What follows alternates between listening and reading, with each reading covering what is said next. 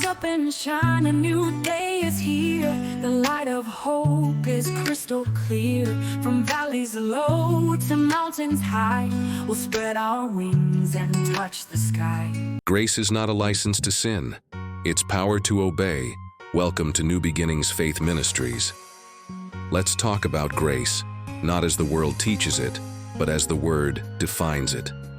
Titus 2:11-12 says, "For the grace of God that bringeth salvation hath appeared to all men, teaching us that, denying ungodliness and worldly lusts, we should live soberly, righteously, and godly in this present world."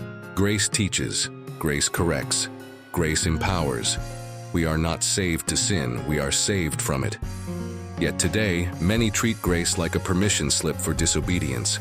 But true grace doesn't excuse sin. It exposes it and calls us higher. Romans 6:1 says, "Shall we continue in sin that grace may abound? God forbid." That's not freedom, that's deception. The commandments of God were never replaced by grace.